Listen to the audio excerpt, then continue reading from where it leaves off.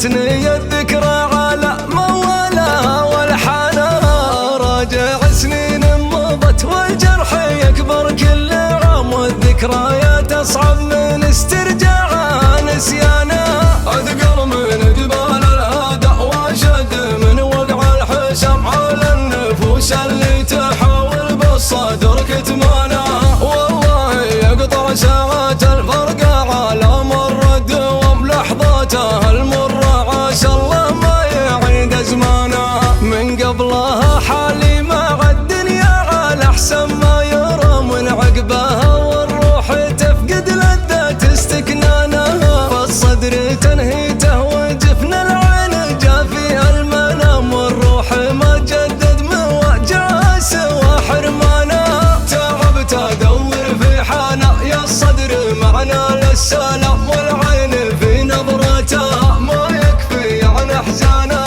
أنا الغريب اللي شعوره ما يترجم هالكلام، لو شرد حروفه تقول الناس صح لسانها. كافحت في الدنيا وشفت من المعاتب والملام، وقفت عالناس تشب من الحسد نيرانها. ما بين طعنات القفا والضرب من تحت الحزام، أشوم وعزومي ترفرف بس ما جنحانها. مالي ومال العالم اللي لا حلال ولا حرام، من دونها كل الدروب مقفل بيبانها. عندي من أحلام العمر ما يستحق الاهتمام، رغم اختلاف أبعادها واشكالها والوانها. اطرب على صوت المطر واسج مع صوت الحمام، واشوش مع دبك الخيول الصفر في ميدانها. واليا ذكرته للوفا والطيب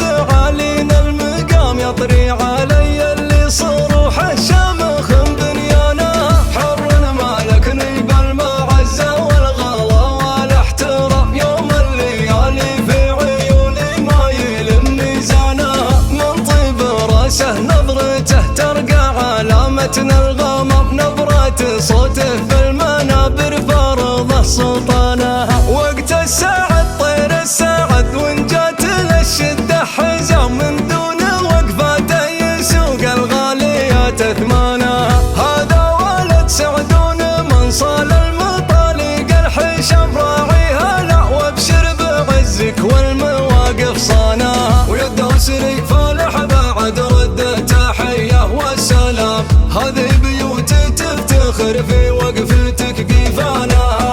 ولا هي غريبة وانت من رؤوس الرياجيل الكرام، اللي رفع ربي مكانتها وعلى شانها.